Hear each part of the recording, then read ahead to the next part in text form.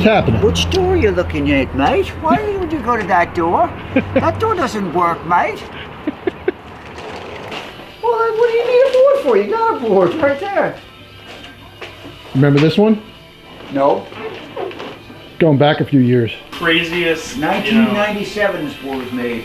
Want something different. Well, why would you want something different? Come on, man. He wants a board. He wants you to make him a board. Yeah, I just want you to make me a board. You should give me $100 just for having a board for so long. True. That's 97, 2007, 2017. Oh, come on, man. 20 years for a board? Yeah. Come on, man. Oh, yeah. 23 years. Program. But I just want something, I just want you to make me a board. Kid is... excuse me, I didn't mean to use the word fuck on camera.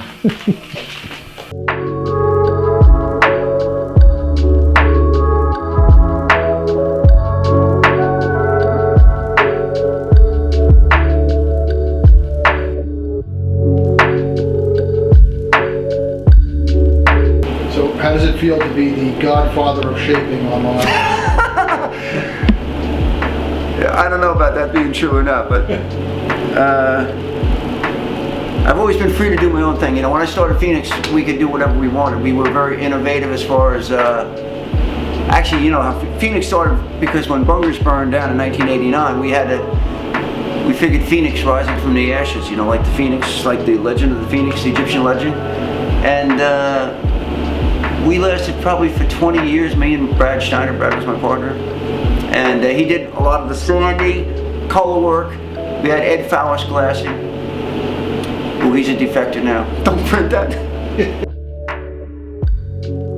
Voice. A guy was throwing clamshells at my surfboard and I went, "Hey, Roy!" My voice trailed off. So Eric Eastman goes, Squeak, Squeak Saunders, quality nickname. And it stuck. Since you were 16 years old? No, since I was about 13 or 14. First surfboard shape, probably like 16. What got me to making surfboards in the first place was my first surfboard needed extensive repair to be able to be used.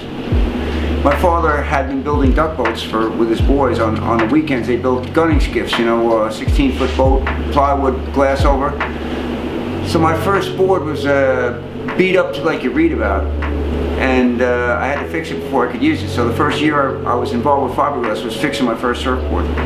Probably 1962. 62, do you remember? 63. Do you remember what kind of board? It was a Hannon. It was a Hannon. Yeah, there's a long story. You don't have enough tape to go through the story of the Hannon.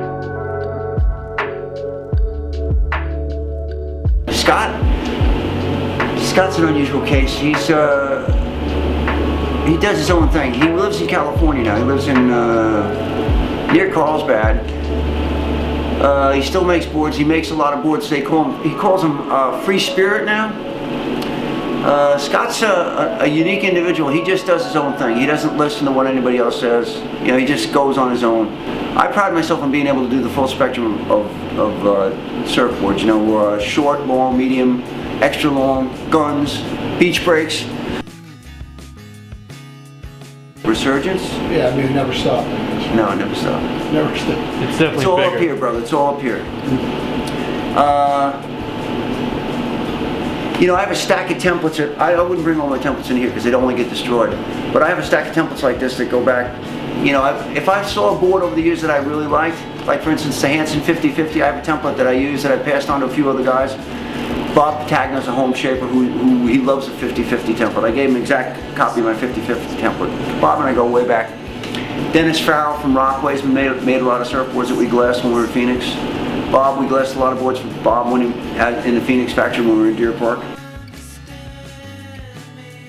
When John Hannon found out that I knew how to fix surfboards, he had a rental shop at Gilgo Beach, and they needed a ding repairman. So the kids that were there were kids that I hung out with that lived at Gilgo, the Cowan boys, the Hilberts. And they said, well, get Squeak, he can do it, you know. So I got the job as a ding repair guy at the beach.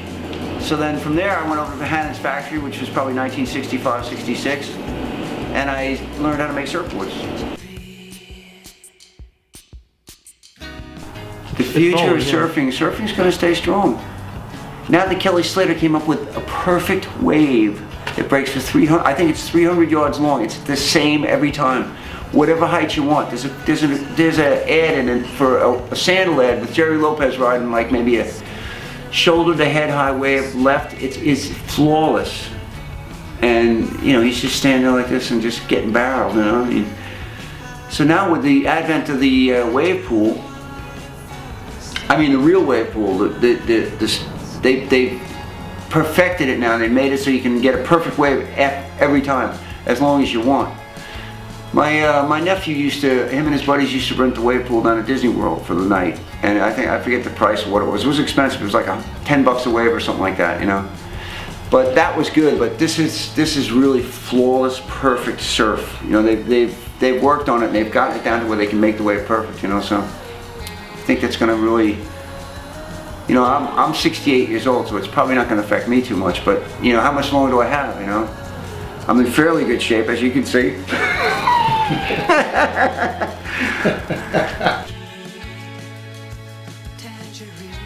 The good thing about Long Island is you can always find a place where there's nobody out.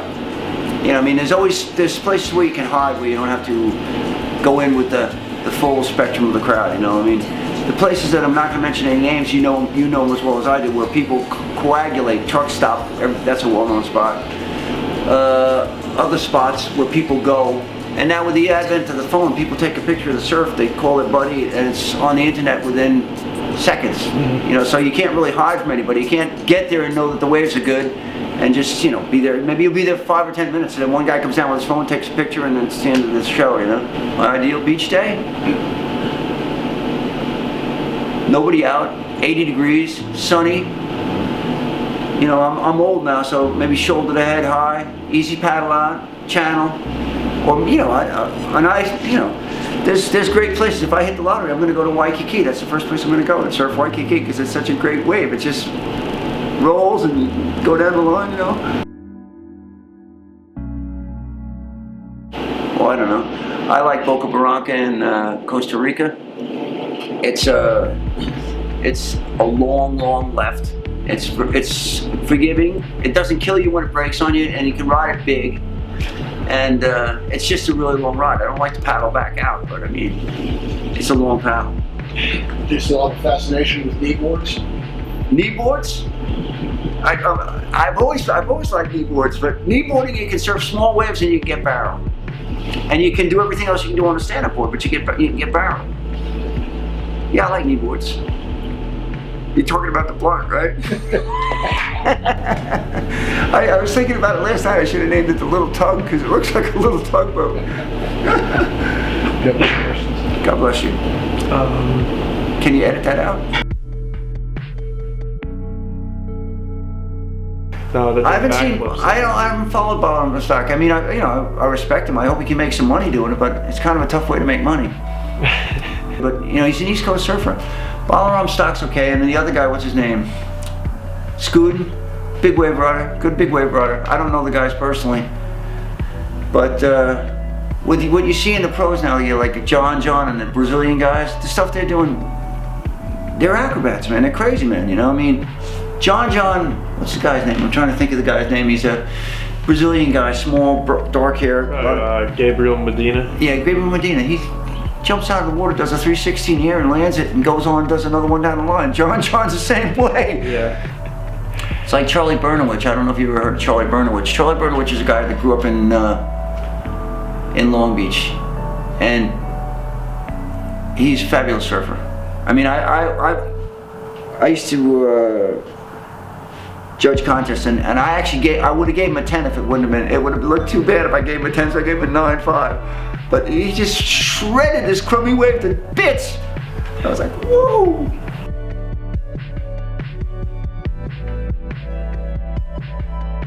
I like the Blue Max. You got a Blue Max, right? Double barrel con. The reason it's called the Blue Max is because it's got everything maximum. And then basically the blue idea comes from Bob Cooper's Blue Machine. Bob Cooper's a guy who, also a fabulous shaper, moved to Australia maybe 40 years ago.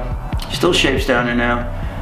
And It's nothing like his board was nothing like the Blue Max that I make, but the Blue Max had maximum concave, maximum double barrel, maximum rocker, everything maxed out. That's how it got the name Blue Max. But I like the beach break. I like people like my fishes. Tommy shapes some nice short boards. Tommy shapes, he's probably the best shortboard shaper around here right now. He's got a good crew of guys that ride his boards. You know, and I'm thankful that he took me in off the street. You know, I mean, I worked at another job for a few years, but I was working here too. But when I closed my factory down, it wasn't economically feasible for me to keep a factory that cost me $1,200 a month rent with one guy working there. You know, and I was struggling to keep the doors open. You know, so when I closed my factory down, I was blessed that I don't know if you've ever tried to get rid of a factory, but it's hard to get rid of stuff that you've been saving for 20 years. You know, I mean, there's just too much stuff. Taking down. You know, getting rid of the broken boards was a nightmare. You know, like Tommy's probably got 200 broken boards, maybe more. You know, so it's a nightmare to get rid of that. I was blessed that a guy I know was a good friend of mine helped me tear the place down.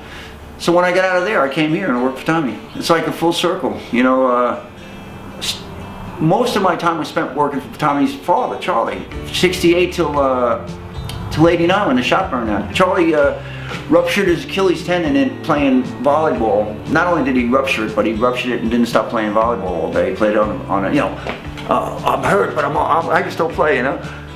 So that was 1985, I think, and that's when I took over Bunger Surfboards. Myself and Brad took over Bunger Surfboards. And we did Bunger Surfboards till the factory burned down, where they washed the trains down in Babylon. The whole building burned down. It wasn't our fault. We were the last place to go. The fire started at the other end of the building and burned. It was a wood building full of like all kind of legal and illegal stuff. One guy had pallets of fireworks in there. When that hit, man, so I'm not going in. There's a bomb in there. You know, so that's when we formed Phoenix. And then you went to what location? We went to a little carriage house over behind the Blockbuster used to be over in Bayshore, on Saxon Avenue. It was funny because I was sitting in the car and I pulled over on the side of the road. I said, Lord, you know, if I'm going to continue making surfboards, let me find a place. Help me find a place. And I turned my head to the right, and there was the building. It's a true story. And it was $200 a month the guy wanted for it. So we made like 300 surfboards out of there one year. Wow. It was uncanny because the shaping stall had a wooden floor. When you shape, you know, you walk a lot, so you pound your back, you know. But the wooden floor, it was an old carriage house, so it was an old stable, and it must have been where they kept the horses, on the wooden floor.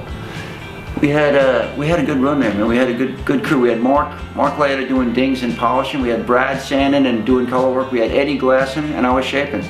And Brad did some shaping too. Brad's also now, besides being a fabulous tattoo artist, he started making fins. He makes a really bitchin', I don't have one here.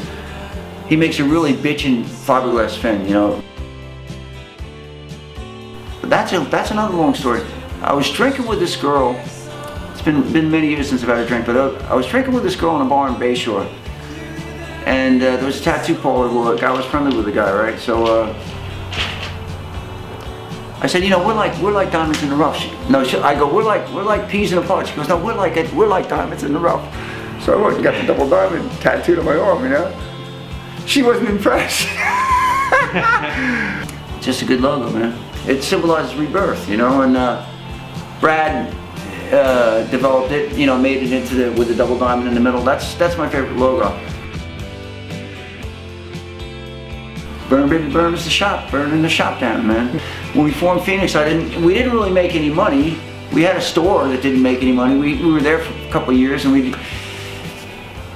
can't really make money in the surfboard business. You know, you can't. And we were producing our own clothes. Our hats were all. He would go to the city to the Korean section and buy the hats. We had the wildest hats you ever saw. We'd sell out in the first day back. We'd take them to a place, I'm not sure who was doing embroidery, but we'd embroider the double diamond on the hat, and we'd sell like 50, 60 hats in one day, you know. But we still didn't make any money. You know, you can't sell stuff and make enough money. Like a surfboard now, a shortboard goes for let's say $550 for a guy you know, and you're not making any money. The labor's $150 and the materials are 200 and change. And then you got rent and everything else you got to pay for. So you don't make any money. It's nice to have a place to go to work. You know what I mean? You know, you have a place you can go in and go to work, which is a nice thing, you know? Otherwise you'd be sitting out on the street going, oh man, I wish I had a job. I'm saying that to myself right now, I wish I had a job. I'm not making enough money, you know? Any more questions?